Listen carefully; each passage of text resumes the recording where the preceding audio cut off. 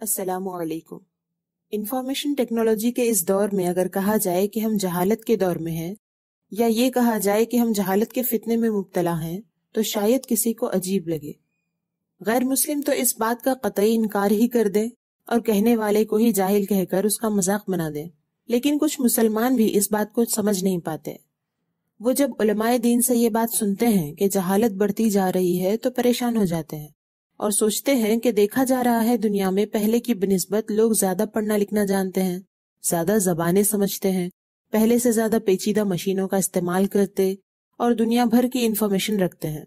تو پھر ہم کیسے مانیں کہ یہ دور جہالت کا دور ہے؟ دینی اعتبار سے بھی کئی ایسی باتیں ہیں جو پہلے نہیں معلوم ہوتی تھیں، آج کے دور میں وہ آسانی سے معلوم ہو جاتی ہیں۔ پہلے کی بنسبت لوگ بھی دینی مسائل کو زیادہ جانتے ہیں۔ ایسی کتابیں جن کے صرف نام سنے ہوتے تھے وہ آج کے دور میں نیٹ کے ذریعے بہت آسانی سے حاصل کر کے پڑھی جاتی ہیں۔ ہر کوئی قرآن و حدیث سے دلیل پیش کر رہا ہے، تو ہم یہ کیسے مان لیں کہ ہم جہالت کے فتنے میں مبتلا ہیں؟ پھر وہ یہ سوچ کر خاموش ہو جاتے ہیں کہ اصل میں علماء دین ہی جانتے نہیں کہ دنیا میں کیا کیا ہو رہا ہے، سائنس نے کتنی ترقی کی، انسان کہاں تک پہنچا۔ یہ سب باتیں دینی تعلیم میں مصروف رہنے والوں کو نہیں معلوم، اس لیے وہ پرانی باتیں کر رہے ہیں۔ اور جن مسلمانوں نے یہ حدیث سنی ہے کہ قرب قیامت علم اٹھ جائے گا، جہالت عام ہو جائے گی، انہیں تھوڑا سا اندازہ ہے کہ ہاں ہم جہالت کے دور میں جی رہے ہیں، لیکن ان کو بھی اطمینان ہے کہ وہ جاہلوں میں سے نہیں ہیں۔ اصل میں یہ پریشانی اس وجہ سے ہے کیونکہ دجالی دور میں ہر چیز الٹی پلٹی کر کے دکھائی جاتی ہے۔ اسی طرح علم اور جہالت کے معنوں کو بھی الٹا کر دیا گیا ہے، جہالت کو علم اور علم کو جہالت کے نام سے دکھایا گیا ہے۔ آج کے دور میں جہالت کا یہ معنی بتایا گیا ہے کہ انسان لکھنا اور پڑھنا نہ جانتا ہو، یا اس نے کسی اسکول کی شکل نہ دیکھی ہو، یا اس نے کوئی سرٹیفکیٹ یا ڈگری حاصل نہ کی ہو، تو وہ جاہل ہے۔ جبکہ اصل جہالت یہ ہے کہ بندہ یہ نہ جانتا ہو کہ اسے زندگی کس نے دی ہے، کس لیے دی ہے، وہ کس لیے زندہ ہے، اس کی ابتدا کیا ہے، اس کی انتہا کیا ہے، اس زندگی کے مالک کی مرضی کیا ہے۔ ان سب باتوں کو نہ جاننے والا اصل میں جاہل ہے۔ اور علم یہ ہے کہ انسان کو اپنے وجود پر جتنا یقین ہے اس سے زیادہ اپنے بنانے والے رب پر یقین ہو، اس کی صفات جانتا ہو کہ وہ کیسا ہے اور کیسا نہیں ہے، اور افعال جانتا ہو، یعنی یہ جانتا ہو کہ اس کا رب کیا کیا کر سکتا ہے اور کیا کیا کرتا ہے، اس کی پسند اور ناپسند کو جانتا ہو، اور یہ بات بھی جانتا ہو کہ وہ مکمل طور پر اپنے بنانے والے کا محتاج ہے۔ اس بات کو ناممکن جانے کہ وہ اپنے پالنے والے کے بغیر ایک لمحے کے لیے بھی جی سکتا ہے۔ اس سب کے بالمقابل کسی کے بنائے بغیر اپنے وجود کو ماننے والا سب سے بڑا جاہل ہے، پھر چاہے وہ بڑا ڈاکٹر، سائنسدان یا جو کچھ بھی کہلاتا ہو، اصل میں وہ سب سے پہلے جاہل ہے، کیونکہ جسے اپنے وجود کے بارے میں ضروری باتوں کا علم نہیں، اگرچہ وہ زمین سے لے کر سارے آسمانوں کی تفصیلات پر باتیں کر لے، اسے کوئی فائدہ نہیں ہوگا۔ علم وہی اچھا ہے جو فائدہ دے، اسی کو علم نافع کہتے ہیں۔ علم نافع یعنی فائدہ دینے والا علم۔ فائدے کا مطلب روپیے پیسے کمانے والا فائدہ نہیں ہے، فائدے کا مطلب یہ ہے کہ جس علم کے ذریعے اپنے اصل زندگی، اس زندگی کا مقصد اور اس مقصد کے مطابق جینے کے سلیقے طریقے کی سمجھ حاصل ہو، وہ علم نافع ہے۔ یہ علم نافع ہم کہاں سے حاصل کریں؟ ایسا علم کس کے پاس ہوتا ہے؟ ظاہر سی بات ہے کسی چیز کو بنانے والا ہی اس کے بارے میں سب سے بہتر جانتا ہے۔ اللہ نے ہمیں بنایا، پہلے روح کی صورت میں بنایا۔ جب سب کی صرف روحیں اللہ تعالیٰ نے بنائی تھی، اس وقت سب کو جمع کر کے ایک سوال کیا تھا، الست بربکم، کیا میں تمہارا رب نہیں ہوں؟ اس وقت سب انسانوں نے کہا، کیوں نہیں، ہم گواہی دیتے ہیں کہ تو ہی ہمارا رب ہے۔ سورہ اعراف آیت نمبر 172۔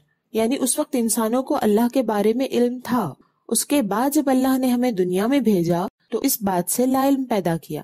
اپنے نبیوں کے سوا سارے انسانوں کو جہالت کے ساتھ دنیا میں بھیجا تاکہ وہ ہمیں آزمائے کہ دنیا میں جانے کے بعد بھی بندے اپنے رب کو پہچان پاتے ہیں یا نہیں۔ اس طرح اس جہالت کو ہمارے لیے اللہ تعالیٰ نے آزمائش بنایا۔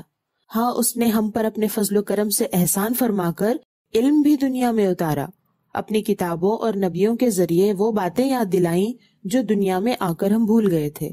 اللہ کے رب ہونے کا علم، فرشتوں کا علم، جنت دوزخ کا علم، دشمن شیطان کا علم، زندگی کی آزمائش ہونے کا علم، موت کے بعد کی زندگی کا علم، حساب و کتاب کا علم اور ہر چھوٹی بڑی بات کا علم اس نے عطا کیا۔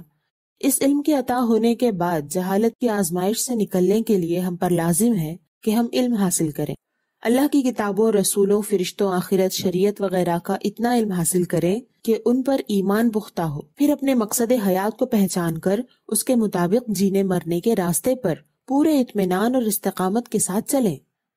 اس طرح کام آنے والا علم علم دین ہے، علم نافع ہے، ورنہ جس نالج کا زندگی میں کچھ کام نہیں وہ جہالت ہی ہے۔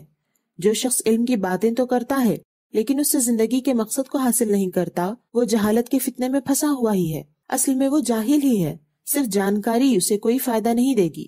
معلوم ہوا کہ آخرت کی تیاری کے لیے حاصل کیا جانے والا علم ہی علم نافع ہے، باقی سب جہالت۔ ہمارے اس دور میں اکثر دیکھنے میں آتا ہے کہ لوگ دین کی ان باتوں کو سننا پسند نہیں کرتے جن میں اللہ کی مرضی اور اس کے مطابق اپنی خواہشات اور اپنی پیاری چیزوں کو قربان کر کے آخرت کی زندگی سنوارنے کی بات ہو، بلکہ دین کے نام پر بھی لوگ ان باتوں کو سننا پسند کرتے ہیں جن میں دنیا کا کوئی فائدہ ہو۔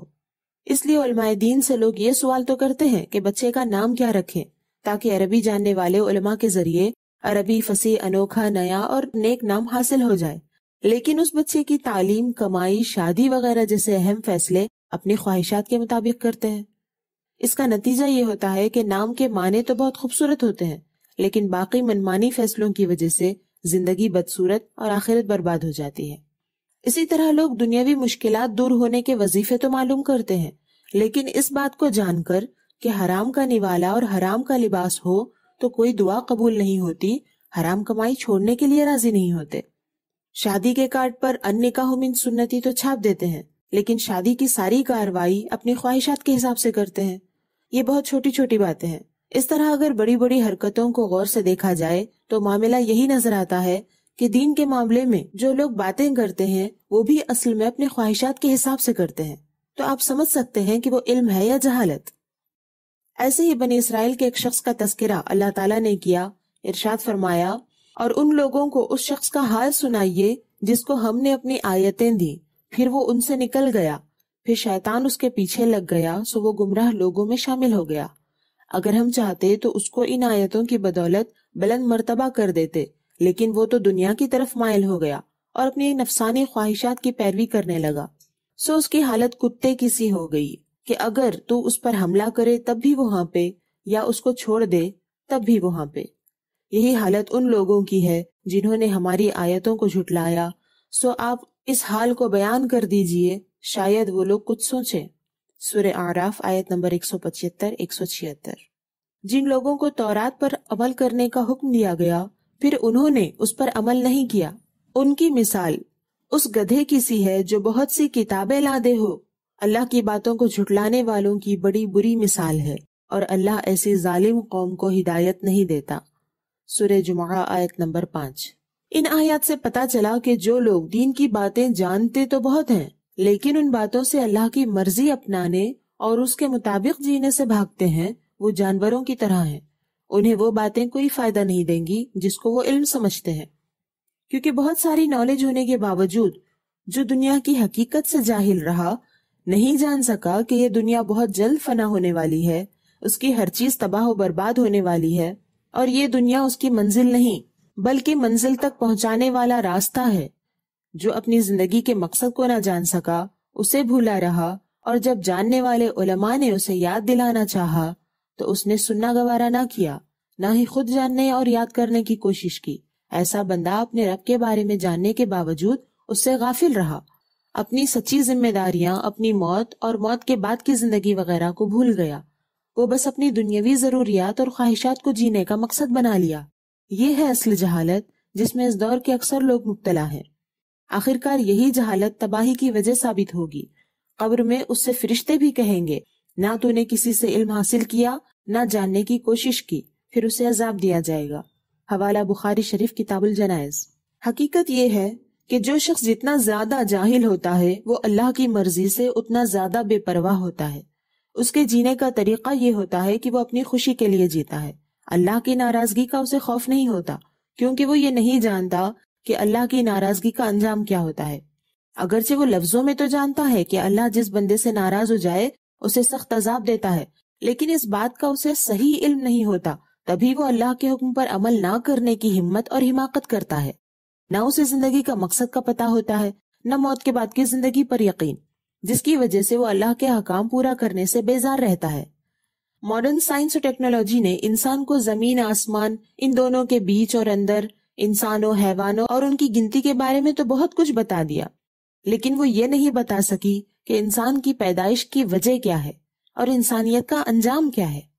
اس سائنس اور ٹیکنالوجی کے علم کو کافی سمجھنے والے انہی دنیاوی سامان حاصل کرنے میں پھنس کر رہ گئے، پھر ساری زندگی سکون، خوشی، ترقی اور کامیابی اسی دنیا کی چیزوں میں تلاش کرتے کرتے تھک گئے، ڈپریشن کا شکار ہو گئے، کیونکہ روح کا سکون تو کہیں اور ہی تھا، جہاں تک وہ اپنی جہالت کی وجہ سے پہنچ نہیں پائے۔ کچھ دینی باتیں کر بھی لی تو وہ بھی لوگوں کے کہنے سنے پر۔ معلوم ہوا دنیا کا علم انسان کی ضرورتوں کو پورا کرنے کے بجائے انسانی نظام کو ڈسٹرب کرتا ہے، انسان کی ترقی کو روکتا اور اس کی روح کو پیاسا تڑپتا چھوڑتا ہے۔